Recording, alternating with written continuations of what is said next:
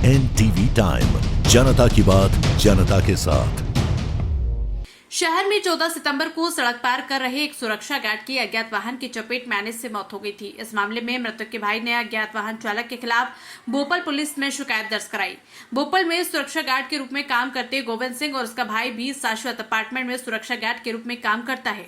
दोनों भाई शनिवार रात ड्यूटी पर थे। इसी दौरान गोविंद सिंह मारुति मेडिकल के सामने पान गल्ला पर तंबाकू खरीदने गया। अचानक एक्सीडेंट की आवाज आई तो देखा कि गोविंद सिंह भोपाल सोबरो की ओर जाने वाली सड़क पर लहूलुहान पड़े हैं। घुटने के नीचे और सिर के पीछे चोट लगने से खून बह रहा था। इसी बीच जसवंत सिंह को पता चला कि गोविंद सिंह सड़क पार कर रहा था, तभी वाहन चालक टक्कर मारकर भाग गया। बाद में गोविंद सिंह को 108 के जरिए 16 हॉस्पिटल में शिफ्ट किया गया। इलाज के दौरान डॉक्टर ने उसे मृत घोषित कर दिया। जसवंत सिंह ने अज्ञात वाहन चालक के खिलाफ भोपाल पुलिस में शिकायत दर्ज कराई। भोपाल पुलिस ने सीसीटीवी कैमरों की मदद से अंजाम देने वाली कार की सीसीटीवी फुटेज मिलने के बाद आरोपी की पहचान कर ली है। मर्सिडीज कार का ड्राइवर बिल्डर का नाबालिग बेटा होने का खुलासा हुआ।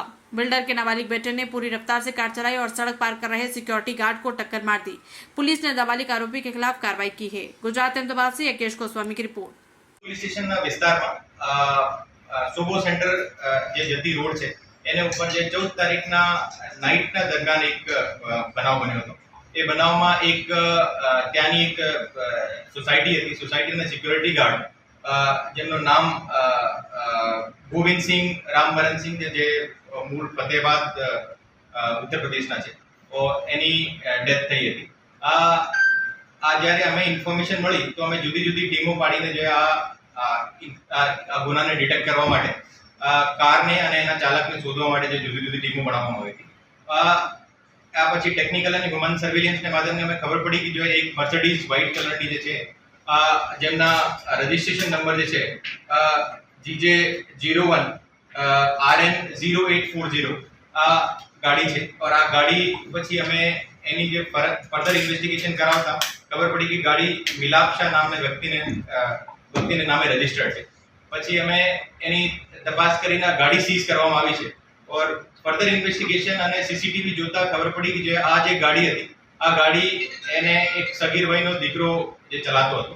આ સગીર ભાઈનો દીકરો મિલાપ શાહનો સન છે જેની ઉંમર લગભગ 17 વર્ષ એને 8 મંથ છે। તો 17 યર એન્ડ 8 મંથ્સનો જે કાયદાના સંઘર્ષમાં આવતો કિશોરને અમે અત્યારે નજરકેદ કરીને એને જુવેનાઇલ જસ્ટિસ કોર્ટમાં જે એને રજૂ કરવાની તજવીજ અત્યારે ચાલુ છે।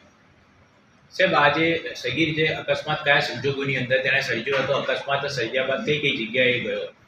આ જે અકસ્માત થયો છે આ અકસ્માત થયા પછી સગીર ત્યાંથી નાસી ગયો હતો और નાસીને પોતાને ઘરે જઈને જો એના ફાધરને ઇન્ફોર્મ કર્યો હતો। એના ફાધર અને સગીર બંને જે ક્યારેક પોલીસને ઇન્ફોર્મ કર્યો નથી તો એને આધારે પ્રોપર હિટ એન્ડ રનનો કેસ છે और એમાં અમે કડકથી કડક પગલાં લઈશું। અને આ જે બનાવ બન્યો છે એ બનાવમાં જે ગાડી ડ્રાઈવ કરવાવાળો માણસ છે આ માણસ સગીર વયનો છે और એને ફાધરને ખબર હોવા છતાં પણ જો એને ગાડી એને આપી હતી તો એને આધારે એને ફાધરની ઉપર પણ ગુનો દાખલ કરવામાં આવશે और એને પણ અરેસ્ટ કરવામાં આવશે। સાહેબ, તેની સામે કયા પ્રકારની કાર્યવાહી કરવામાં આવશે અને ખાસ કરીને આ પ્રકારના કિસ્સાઓ ન બને તે માટે પોલીસ દ્વારા કડક કાર્યવાહીના ભાગરૂપે શું કરવામાં આવશે?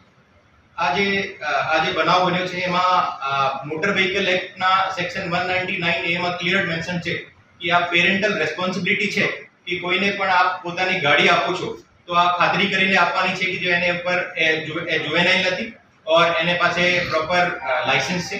તો આ કિસ્સામાં જે એને ફાધર જે હતી એને ખબર હતી કે જો એનો દીકરો જુવેનાઇલ છે એને ગાડી નહીં આપવી જોઈએ તેમ છતાં પણ એ ગાડી આપી છે। તો એમવી એક્ટની કલમ 199